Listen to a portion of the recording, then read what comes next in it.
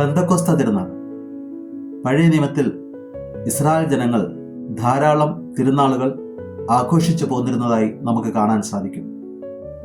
പുതിയ നിയമത്തിലേക്ക് കടന്നു വരുമ്പോൾ യേശുക്രിസ്തുവിൻ്റെ രക്ഷാകരമായ പ്രവർത്തനങ്ങളുമായി ഈ തിരുനാളുകളൊക്കെ ബന്ധപ്പെട്ടിരിക്കുന്നതായി നമുക്ക് കാണാനാകും. പഴയ നിയമത്തിലെ പ്രധാനപ്പെട്ട തിരുനാളുകളിലൊന്ന് പെസഹ തിരുനാളായിരുന്നു.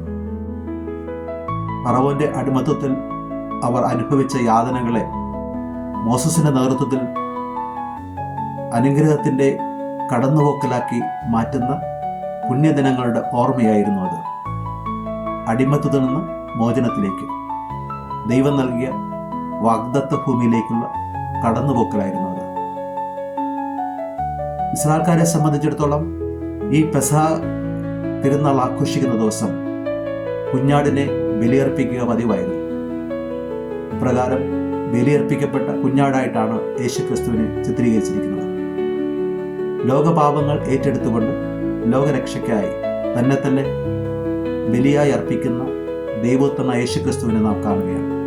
അതിലൂടെ രക്ഷാകര സംഭവത്തിലെ പ്രധാനപ്പെട്ട സംഭവമായി അത് മാറി.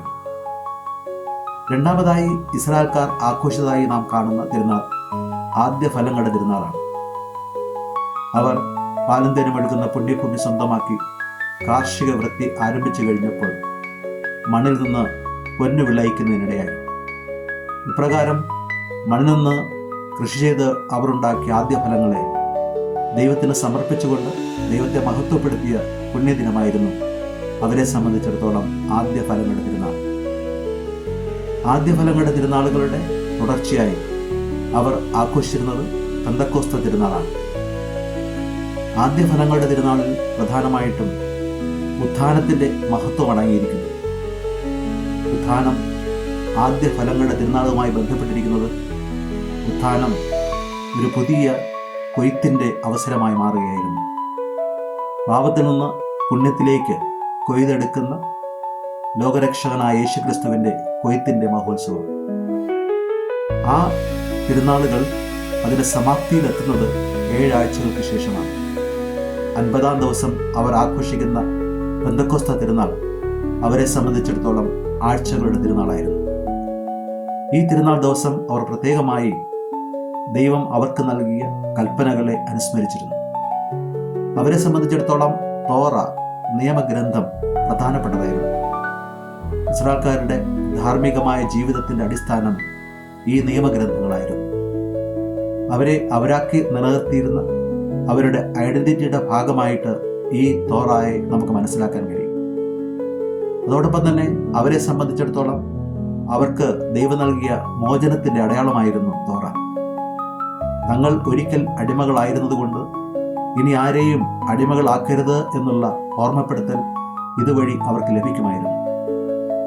വിദേശികളെ ആദരിക്കുവാനും അവരുമായി സ്നേഹ സൗഹൃദത്തിലാകുവാനുമുള്ള ആഹ്വാനവും ഈ തോറ നിയമഗ്രന്ഥത്തിലൂടെ അവർക്ക് ലഭ്യമായിരുന്നു.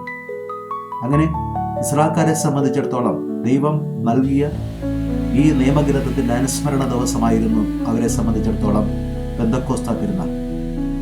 അന്നേ ദിവസം അവരുടെ ഉടമ്പടി അയവിറക്കുകയും ദൈവമായിട്ടുള്ള ഉടമ്പടി ബന്ധത്തിൽ അവർ തങ്ങളെ തന്നെ നവീകരിക്കുകയും ചെയ്യുന്ന അനുഗ്രഹത്തിൻ്റെ ദിവസമായിരുന്നു. ഈ പെന്തക്കോസ്ത തിരുനാൾ ദിവസം ഇസ്രായേൽക്കാർ ഒരുമിച്ച് കൂടുകയും ദൈവത്തിൻ്റെ വാഗ്ദാനം നവീകരിക്കുകയും ചെയ്തുകൊണ്ട് ദൈവജനമായി തുടരുവാൻ വേണ്ടിയുള്ള തീരുമാനത്തിൽ അവരെത്തുകയും ചെയ്യുക പതിവായിരുന്നു.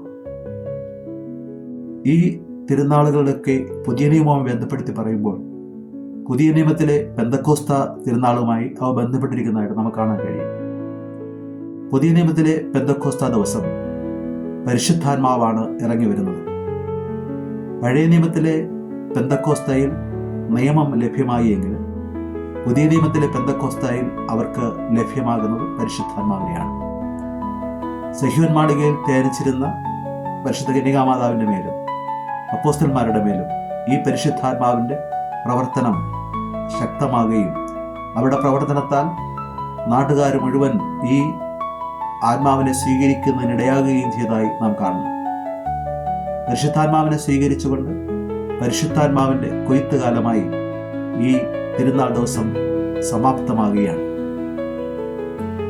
പെന്തക്കോസ്ത ദിനത്തിന് മറ്റൊരർത്ഥം കൈവരുന്നതായി നാം കാണുന്നത് പുറപ്പാട് പുസ്തകം 32-ാം അധ്യായത്തിലെ 28-ാം വാക്യവുമായി ബന്ധപ്പെട്ടാണ്. മോസസ് മലമുകളിൽ ദൈവവുമായി സംവദിച്ചിരിക്കുമ്പോൾ ദിനങ്ങൾ കടന്നുപോവുകയും താഴ്വാരങ്ങളിൽ കാത്തുനിൽക്കുന്ന ജനങ്ങൾ മടുക്കുകയും ചെയ്തു. ഇനി മോസസ് വരികയില്ല എന്നുള്ള ചിന്തയാൽ ആരാധനയ്ക്കായി അവർ കൃത്രിമമായ മാർഗങ്ങൾ അന്വേഷിച്ചു. അതിൻ്റെ ഫലമായി അവർ കാളക്കുട്ടി ഉണ്ടാക്കുകയും കാളക്കുട്ടിയെ ആരാധിച്ചുകൊണ്ട് വിഗ്രഹാരാധനയിൽ മുഴുകുകയും ചെയ്തു. വിഗ്രഹാരാധനയിലൂടെ ലൗകികമായ അധാർമികത അവരുടെ ജീവിതത്തിലേക്ക് കടന്നു വരികയും അങ്ങനെ അധാർമികമായ ജീവിത ശൈലിയിലേക്ക് അവർ കടന്നു വരികയും ചെയ്തു. ഇങ്ങനെ വിഗ്രഹാരാധനയും അധാർമികതയും വിട്ടുനിൽക്കുന്ന അവസരത്തിൽ ദൈവം മോസസിനെ ജനങ്ങളുടെ അടുത്തേക്ക് തിരിച്ചയച്ചു. ജനങ്ങളുടെ ഈ അധാർമികതയും വിഗ്രഹാരാധനയും കണ്ട് കോപാക്രാന്തനായ മോസസ് അവരോട് ശകാരവാക്കുകൾ പറയുന്നതായും കാണുന്നു. ലേവ്യ ഗോത്രത്തിന്റെ നേതൃത്വത്തിൽ അവരെ യഹോവയുമായുള്ള ബന്ധത്തിൽ ഒന്നിപ്പിച്ച് നിർത്തുകയും പാപത്തിന്റെ വഴിയിലേക്ക് പോയ 3000-ഓളം പേരെ നിഗ്രഹിക്കുകയും ചെയ്തതായി നാം അവിടെ കാണുന്നു. ആ ദിനം 3000-ഓളം പേർ ലേവ്യ ഗോത്രത്തിന്റെ നേതൃത്വത്തിൽ വധിക്കപ്പെട്ടതായി നാം പുറപ്പാട് പുസ്തകത്തിൽ വായിക്കുന്നു. പുതിയ നിയമത്തിലേക്ക് കടന്നു വരുമ്പോൾ മരണത്തിൽ നിന്ന് പുതിയ പെന്തക്കോസ്തയിലൂടെ പുതിയതായി ജനിക്കുന്ന ആളുകളെയാണ് കാണുന്നത്. മരണത്തിൽ നിന്ന് മോചനവും പുതിയൊരു ജനനത്തിന്റെ ആവിർഭാവവുമായി മാറുകയാണ് പെന്തക്കോസ്ത തിരുനാൾ. ഇവിടെ പുതിയ ജനനം ജ്ഞാനസ്നാനത്തിലൂടെ അനർത്ഥമാകുകയാണ്. യേശുവിൽ പുതിയതായി ജനിച്ചുകൊണ്ട് 3000-ഓളം സഭാ കൂട്ടായ്മയുടെ ഭാഗമായി മാറി. അങ്ങനെ സഭ ഔദ്യോഗികമായി ഉദ്ഘാടനം ചെയ്യപ്പെട്ടു. പരിശുദ്ധാത്മാവ് സഭാ ചൈതന്യത്തിലേക്ക് കടന്നു വരികയും ആത്മീയമായ ബലമായും ശക്തിയായും അവർക്ക് പ്രചോദനമാകുകയും ചെയ്തു. അങ്ങനെ ഒന്നുകൂടിയ 3000-ഓളം പേർ സഭയുടെ നിരന്തരമായ പ്രവർത്തനങ്ങളിൽ വ്യാപൃതരാകുകയും ദൈവിക ആത്മാവിൻ്റെ ചൈതന്യത്താൽ ശക്തമായ രീതിയിൽ സുവിശേഷ പ്രഘോഷണം നടത്തുകയും ചെയ്തതായി അപ്പോസ്തല പ്രവർത്തനങ്ങളിൽ നാം വായിക്കുന്നു. മൂന്നാമത് മറ്റൊരു അർത്ഥതലം കൂടി പുതിയ ഒരു പെന്തക്കോസ്തായിൽ നാം കണ്ടെത്തേണ്ടതുണ്ട്. ബാബേൽ ഗോപുരത്തെക്കുറിച്ച് ഉൽപ്പത്തി പുസ്തകത്തിൽ 11-ാം അധ്യായത്തിൽ നമ്മൾ വായിക്കുന്നു. ബാബേൽ ഗോപുരം പണിയുവാൻ കാരണമായി മാറിയത് അവരുടെ അഹങ്കാരവും സ്വാർത്ഥതയുമായിരുന്നു. ദൈവത്തോളം എത്തുവാനും ദൈവത്തെപ്പോലെ പ്രതാപവാന്മാരായിട്ട് മാറുവാനുമുള്ള ആഗ്രഹത്തിന്റെ ഭാഗമായി അവർ ബാബേൽ ഗോപുരം പണിയുവാൻ വേണ്ടി ആരംഭിച്ചു. പുരുഷന്മാർ അവരുടെ കായിക ബലം കൊണ്ടും സ്ത്രീകൾ അവരുടെ സാമ്പത്തിക ശേഷി കൊണ്ടും ഈ പണിയിൽ അവരാൽ കഴിയുന്ന രീതിയിൽ സഹായം ചെയ്തു. അങ്ങനെ അഹങ്കാരത്തിന്റെ മൂർധന്യതയിൽ അവർ പണി ആരംഭിക്കുകയും അങ്ങനെ മാനമുട്ടെ ഉയർന്നു നിൽക്കുന്ന ബാബേൽ ഗോപുരം പണിയുകയും ചെയ്തു. അത് അവരുടെ സ്വാർത്ഥതയുടെയും അഹങ്കാരത്തിൻ്റെയും ഉത്ഭവപാപത്തിൻ്റെ തുടർച്ചയായി വന്നു ചേർന്ന പാപത്തിൻ്റെ അനർത്ഥ ഫലങ്ങളായിരുന്നു. ഈ ബാബേൽ ഗോപുരത്തിൻ്റെ കാഴ്ച കാണുവാൻ ദൈവം താഴേക്ക് ഇറങ്ങി വരികയും മനുഷ്യരുടെ അഹങ്കാരത്തെയും സ്വാർത്ഥതയും തകർത്തുകൊണ്ട് അവരെ ഭിന്നിപ്പിക്കുകയും ചെയ്തതായി നാം അവിടെ വായിക്കുന്നു. ഒരേ ഭാഷ സംസാരിച്ചിരുന്നവർ പരസ്പരം മനസ്സിലാക്കുവാൻ കഴിയാതെ വ്യത്യസ്തമായ ഭാഷകൾ സംസാരിക്കുകയും പരസ്പരം അന്യവൽക്കരിക്കുകയും ചെയ്യപ്പെടുന്ന സങ്കടകരമായ ഒരു കാഴ്ച നാം അവിടെ ദർശിക്കുന്നു. എന്നാൽ പുതിയ പെന്തക്കോസ്തയിലേക്ക് കടന്നു വരുമ്പോൾ അവിടെ പുതിയ ചൈതന്യത്താൽ നിറയുന്ന ജനങ്ങൾ ഒരേ ഭാഷയിലേക്ക് കടന്നു വരുന്നതായി നമുക്ക് കാണാൻ കഴിയും. അവിടെ ആരംഭം കുറിക്കുന്ന പരിശുദ്ധാത്മാവിൻ്റെ ഭാഷ സ്നേഹത്തിൻ്റെതാണ്, ഐക്യത്തിൻ്റെതാണ്, സമാധാനത്തിൻ്റെതാണ്, ആത്മീയതയുടേതാണ്. ഈ ഒരു ഭാഷയിൽ അവർ ബന്ധപ്പെട്ടുകൊണ്ട് സ്നേഹത്തിൻ്റെ സമൂഹമായി മാറുന്ന മനോഹരമായ കാഴ്ചയാണ് പെന്തക്കോസ്ത ദിവസം നാം കാണുന്നത്. പെന്തക്കോസ്ത നമ്മെ സംബന്ധിച്ചിടത്തോളം ഈ രീതിയിൽ 3 പ്രധാനപ്പെട്ട അർത്ഥതലങ്ങളാണ് പ്രദാനം ചെയ്യുന്നത്. ഒന്നാമതായി നാം ഓരോരുത്തരും നിയമത്തിനതീതമായി ആത്മാവിൻ്റെ ശക്തിയാൽ നിറയണമെന്നുള്ളതാണ്. നിയമത്തെ മനസ്സിലാക്കുവാനും നിയമത്തിൻ്റെ ശക്തമായ ബന്ധത്തിൽ ഒന്നിക്കപ്പെടുവാനും ആത്മാവിൻ്റെ വെളിച്ചം ആവശ്യമാണ്. ഈ ആത്മാവിൻ്റെ വെളിച്ചമുണ്ടെങ്കിൽ മാത്രമേ നിയമത്തെ അതിൻ്റെ പരിപൂർണതയിൽ മനസ്സിലാക്കി നല്ല ജീവിതം നയിക്കുവാൻ മനുഷ്യന് കഴിയുകയുള്ളൂ. അതുകൊണ്ട് തന്നെ നിയമത്തിൻ്റെ ചൈതന്യം ഉൾക്കൊള്ളുവാനും നിയമത്തിൻ്റെ നൂലാമാലകൾക്ക് അതീതമായി നിറഞ്ഞു നിൽക്കുന്ന ദൈവിക ആത്മാവിൻ്റെ ചൈതന്യം ഉൾക്കൊള്ളുകയും ചെയ്യണം എന്നുള്ളതാണ് ഈ പെന്തക്കോസ്ത ദിവസം നമുക്ക് നൽകുന്ന ആഹ്വാനം. രണ്ടാമതായി, മരണത്തിൽ നിന്ന് ജീവനിലേക്ക് കടന്നു വരുവാൻ പെന്തക്കോസ്ത നമ്മെ ആഹ്വാനം ചെയ്യും. പഴയ നിയമത്തിൽ നിയമം മറന്ന് വിഗ്രഹത്തിൻ്റെ പിറകെ പോയ മനുഷ്യർ മരണത്തിനടിപ്പെട്ടതുപോലെ പാപത്തിൻ്റെ കൂമ്പാരത്തിൽ ജീവിക്കുന്ന മനുഷ്യർ നാശത്തിലേക്ക് പോകും എന്നുള്ള കാര്യം തിരിച്ചറിഞ്ഞുകൊണ്ട് ദൈവാത്മാവിനാൽ പ്രചോദിക്കപ്പെട്ട് നാം വീണ്ടും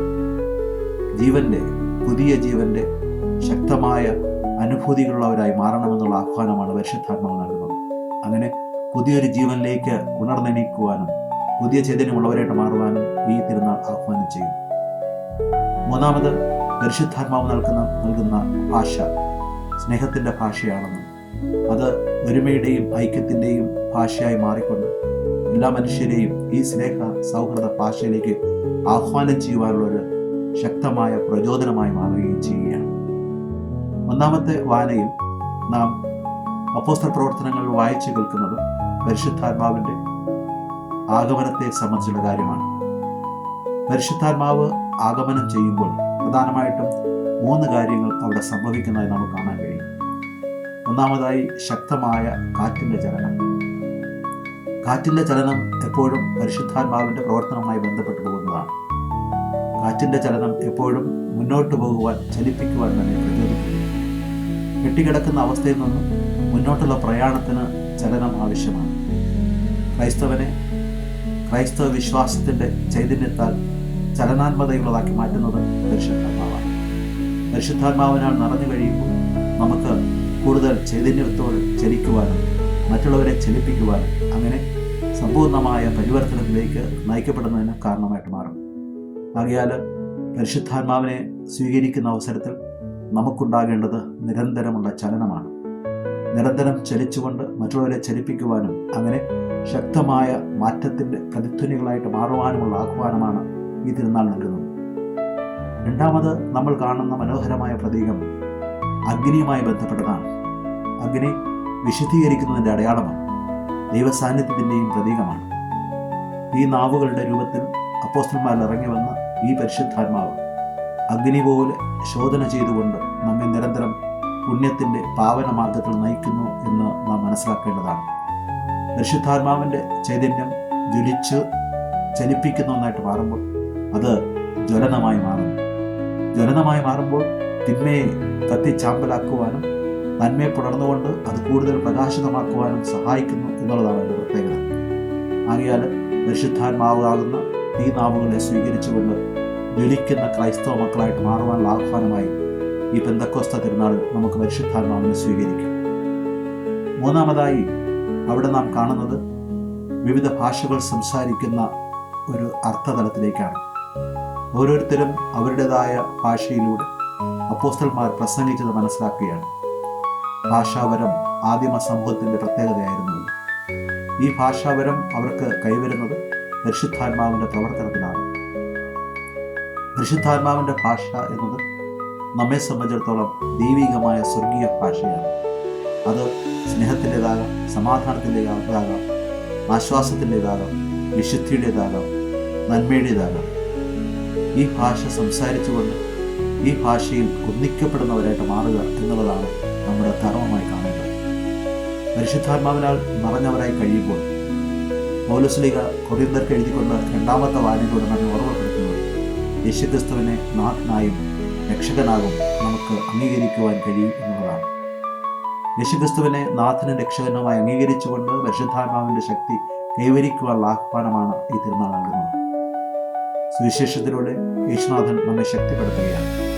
പരിശുദ്ധാത്മാവിനെ നൽകിക്കൊണ്ട് സർവ്വ അധികാരവും നമുക്ക് പ്രദാനം ചെയ്തുകൊണ്ട് മുന്നോട്ട് പോകുവാൻ യേശുക്രിസ്തു നമ്മെ പ്രാപ്തമാക്കുകയാണ്. ഈ പരിശുദ്ധാത്മാവിൻ്റെ ശക്തി യേശുക്രിസ്തു നമുക്ക് നൽകുന്നത് അവിടുത്തെ ശക്തമായ അധികാരത്തിലൂടെയാണ്. യേശുവിൻ്റെ നാമത്തിൽ മുന്നോട്ട് പോകുവാനും നാമത്തിൽ തിന്മകളെ നശിപ്പിക്കുവാനും പാപത്തെ ഉന്മൂലനം ചെയ്യുവാനും അതിലൂടെ യേശുവിൻ്റെ രാജ്യം യാഥാർത്ഥ്യമാക്കുവാനുള്ള ഒരു ആഹ്വാനമായിട്ട് നിലകൊള്ളുകയാണ്. ലേവ്യ പുസ്തകം 23-ാം അധ്യായം 12-ാം വാക്യത്തിൽ നാം ഇങ്ങനെ വായിക്കുന്നു: പെന്തക്കോസ്ത ദിവസം നാം പുതിയ ധാന്യങ്ങൾ കൊണ്ടുള്ള ബലി അർപ്പിക്കണം. ഈ പെന്തക്കോസ്ത ദിനത്തിലൂടെ പുതിയൊരു ബലിയുടെ ആരംഭം കുറിക്കുകയാണ്. ഈ ബലിക്കായി നാം ഒരുങ്ങുന്നതും സമർപ്പിക്കുന്നതും നമ്മുടെ നാഥനും രക്ഷകനുമായ യേശുവിനെ തന്നെയാണ്. ആ ബലിയർപ്പണം നമ്മെ സംബന്ധിച്ചിടത്തോളം ആഘോഷമായി മാറുകയാണ്. പഴയ നിയമത്തിലെ ആഘോഷങ്ങളെല്ലാം പരിവർത്തനപ്പെടുത്തിക്കൊണ്ട് പുതിയൊരു ആഘോഷക്രമമായി അത് മാറുന്നു.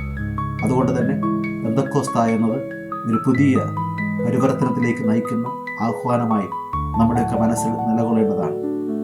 ഈ അർത്ഥത്തിൽ പെന്തക്കോസ്ത തിരുനാൾ സഭയുടെ ജന്മദിനമാകുമ്പോൾ ഈ ജന്മദിനത്തിൽ നാം അഭിമാനിക്കുകയും ആഹ്ലാദിക്കുകയും ചെയ്യുന്നതോടൊപ്പം ഈ ജന്മത്തിലേക്ക് പുതിയതായി പിറന്നു വീഴുവാൻ തക്ക രീതിയിൽ സഹോദരങ്ങളെ ഒന്നിപ്പിക്കുവാനും ആഹ്വാനം ചെയ്യുവാനും നമുക്ക് കഴിയുക എന്നുള്ളത് നമ്മുടെ പ്രധാനപ്പെട്ട ഒരു ദൗത്യമായി നമുക്ക് ഏറ്റെടുക്കാം. അപ്രകാരം യേശുവിൻ്റെ സഭാ സമൂഹത്തിലേക്ക് ശക്തിയും ചൈതന്യവുമുള്ള യുവതി യുവാക്കളെയും സഹോദരി സഹോദരന്മാരെയും വീണ്ടെടുക്കുവാൻ കഴിയട്ടെ എന്ന പ്രാർത്ഥനയോടുകൂടി സഭയുടെ ജന്മദിനത്തിൽ നമുക്ക് പരസ്പരം ആശംസകൾ നേരാം. അതിന് ആത്മാവ് നമ്മെ വഴി നടത്തട്ടെ.